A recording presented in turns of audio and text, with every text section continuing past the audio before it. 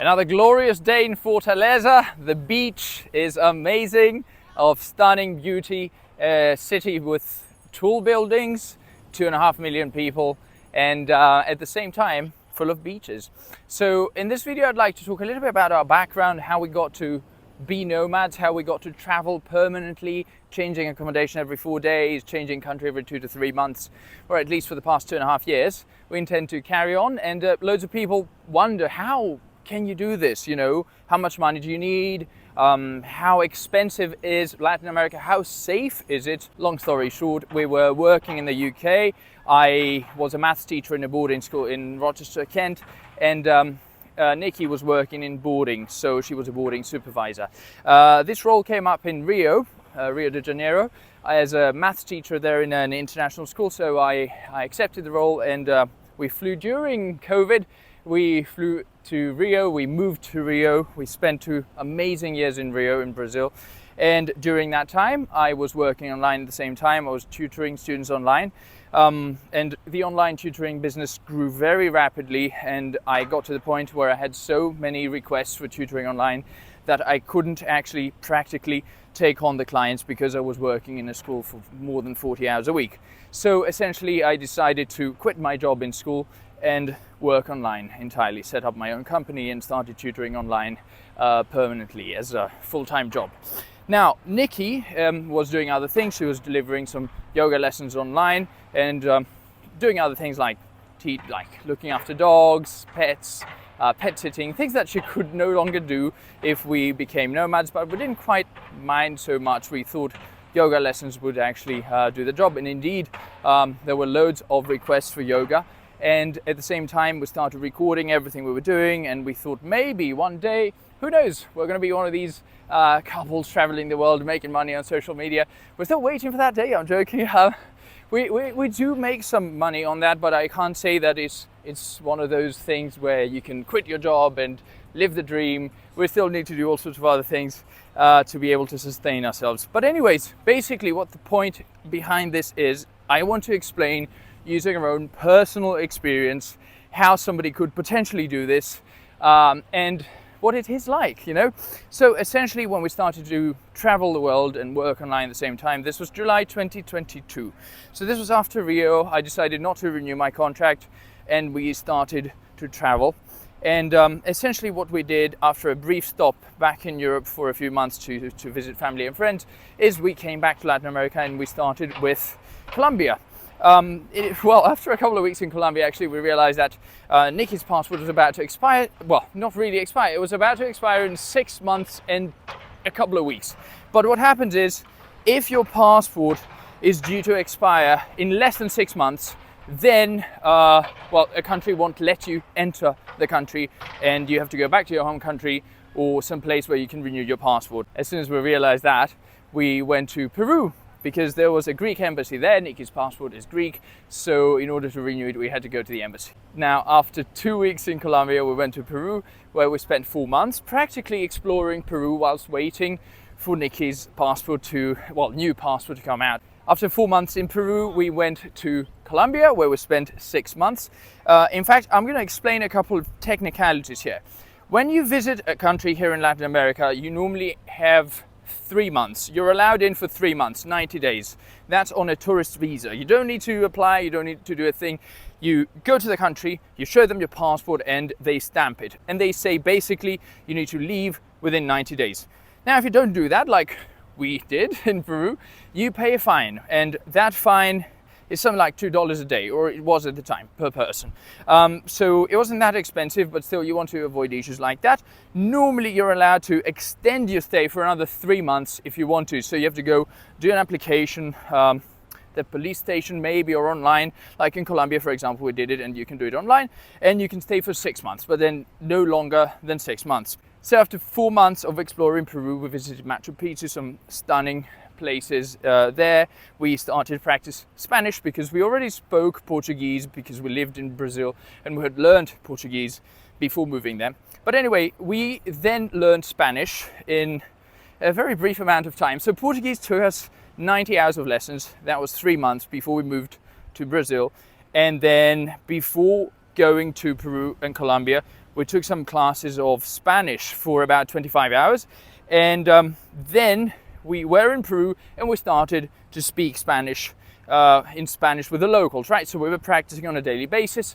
So that really helped us, although, you know, we were still sort of new to this. Now, by the time we got to Colombia, boom, our Spanish was much better, and then that really helped.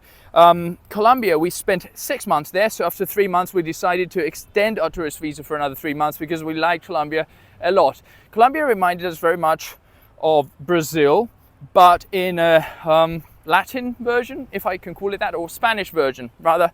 So there, it's loads of people around, happy, dancing, training. Like for example, I'm watching people training on the beach, working out on the beach at the moment. Loads of people relaxing. So the coast in Colombia is very similar to the coast in Brazil. Whereas in Peru, I'd say people were very different. We haven't met people like, but it's a very distinct country, I'd say. It didn't remind us of another country we've been to before. The food, the cuisine was lovely, you know, the ruins, Inca ruins and all that stuff. So every country we've been through, we have different memories from, and that's the amazing thing in this lifestyle. Colombia certainly felt a bit more dangerous than Peru, but at the same time, it was a crazy adventure, I'd say. I'd strongly recommend visiting both countries. Anyways, after 6 months in Colombia, we visited Ecuador, where we spent 2 months there. Another very interesting experience. We got to see all sorts of things. One of the most interesting things we did was we visited Puyo, which is a small town that kind of gives you access to the Amazon. So that's not quite the Amazon just yet, but it's kind of like the entrance to the Amazon, as they call it there. We got to visit a tribe of indigenous people, and we did some really cool stuff over there, but I'm not going to get into much detail, but it was actually amazing.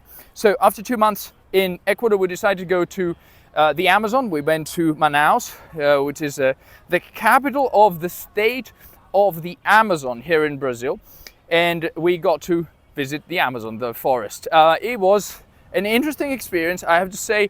At the time, it was very hot. It was a dry season, and the Amazon was on fire.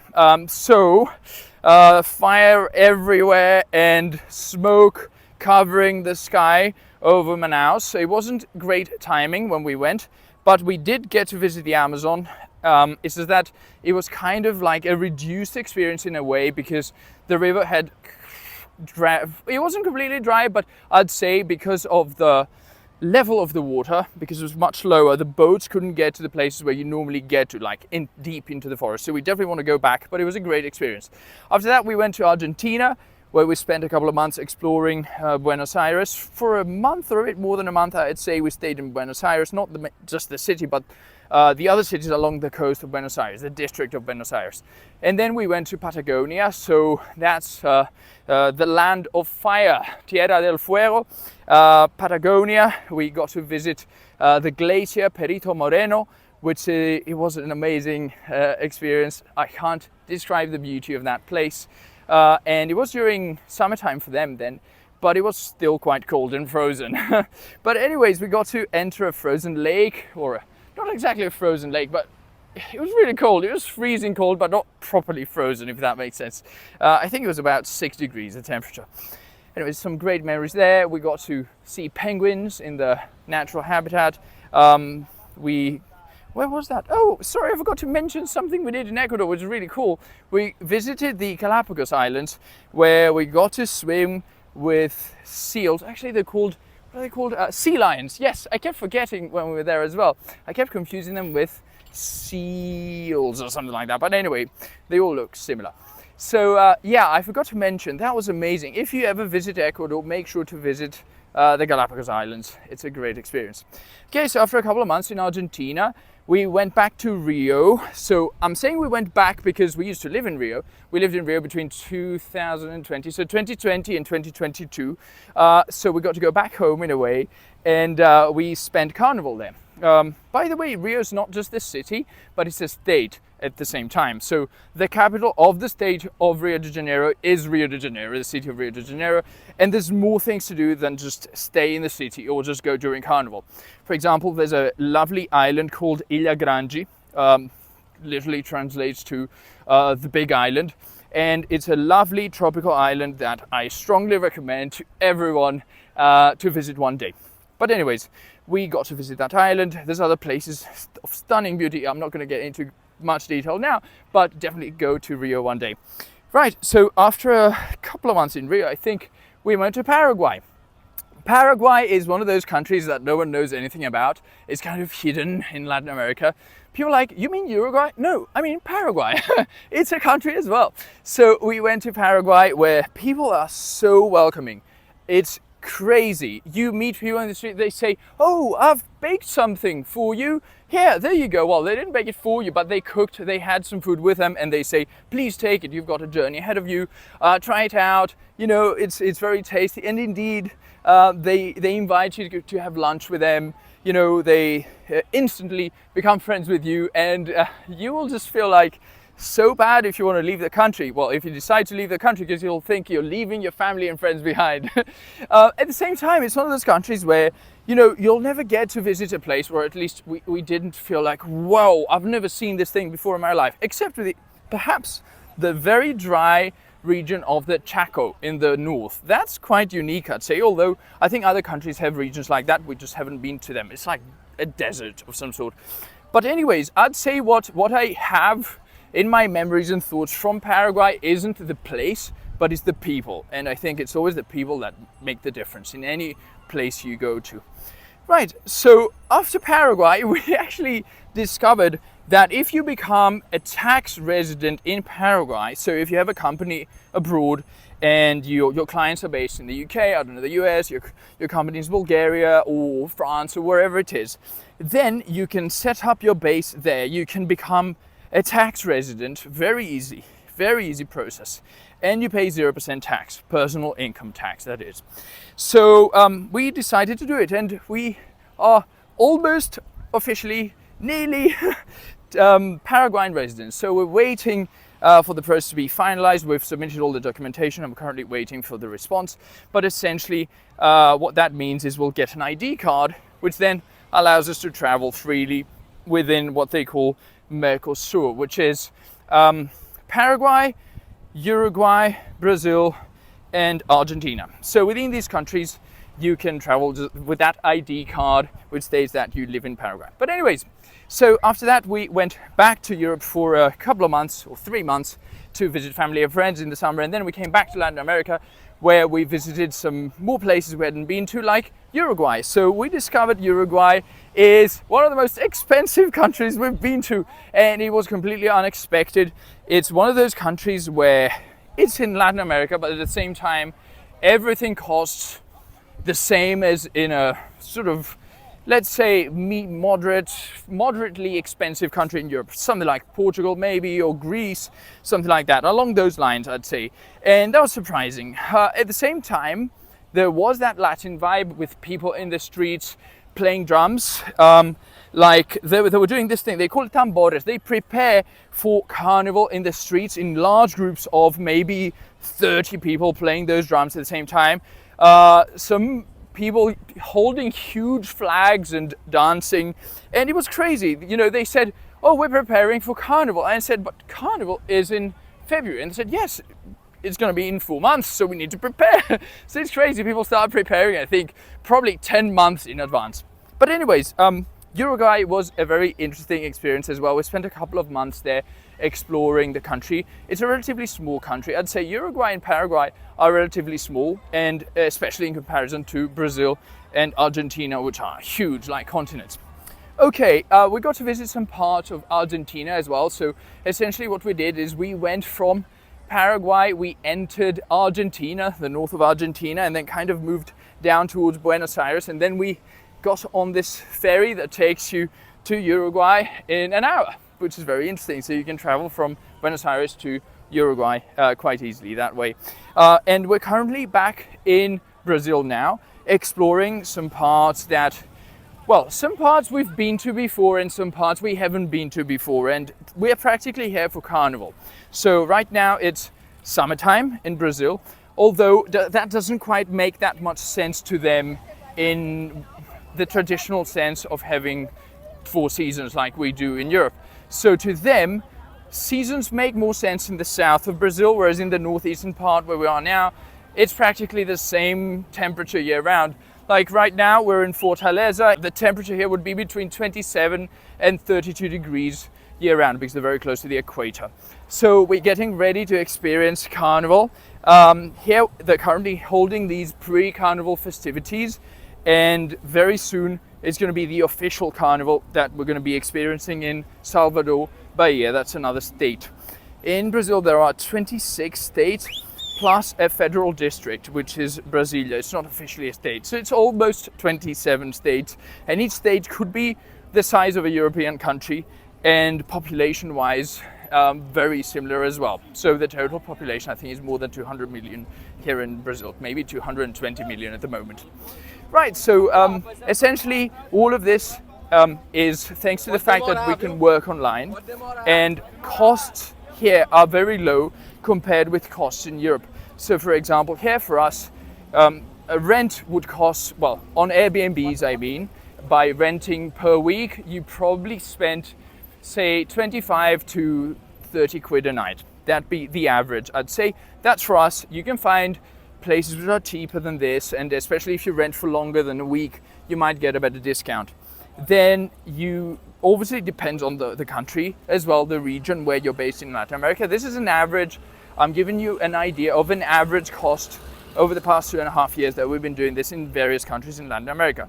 The cheapest countries here would be probably Paraguay, Colombia, Peru, and some parts of Brazil are quite cheap as well. Like here, it's relatively cheap, but if you go to the south, like Rio, or further down south, even more south to maybe Santa Catarina, you'll find that it's quite expensive there as well. So I'd say Rio is probably very expensive because of the tourism there, but maybe Santa Catarina because of I don't know, because of the salaries. I think salaries are better in some places, and here it's actually quite, I'd say the minimum wage here is about £200, and that definitely lowers costs. Anyways, so our rent works out at about, I'd say, £700 per month, and our total expenses, including everything, flights, accommodation, everything, works out at less than £2,000. So as you can see, essentially you can spend less, a lot less, while traveling permanently here compared with renting somewhere in Northern Europe, let's say. And you're taking advantage, by basing yourself here, you're taking advantage of that difference between the economies in Europe and here. So this is called geographic arbitrage. So you're taking advantage of these differences, and obviously this works out much better if you have clients based in Europe and you're spending, you're living your life here, so you're spending that money here. If you did it the other way around, it wouldn't quite work out. Something to keep in mind is Uruguay would be a lot more expensive. So for somebody thinking about starting this lifestyle without spending too much money, best to avoid Uruguay, and maybe base yourself in Peru to begin with, Colombia, one of those places. Right, I think that's pretty much it. I don't want to get into a lot more detail because I think I've already spoken a lot. I just gave you a bit of an idea of what it is that we're doing, and I may have forgotten to mention I am still a maths tutor. I still tutor online. Most of my students are based in the UK, although some of my students are based in other countries, and they're studying in international schools, British international schools, doing GCSEs, A-levels, IB, or preparing to go to uni, and they need to prepare for some exam. I do that, and at the same time, whilst preparing those students for maths, I connect my clients with other tutors. Sometimes parents want help with, oh, look at that. This is pretty cool. So yeah, this is the spirit of Fortaleza. Lovely. I'm so happy to see people working out in the streets, and that happens a lot here. It's amazing. I love the fact that the city itself is designed in a way that kind of, pushes people in the right direction. People have so many options here. Like, for example, this is like a bus stop, but it's actually a workout station, right? So you can come here and train for free. Then there's the beach, and then there's all sorts of places where you can go running, cycling. Amazing, absolutely amazing. Right, so I think I'm going to wrap it up here. I hope this helped for all those who have met me for the first time.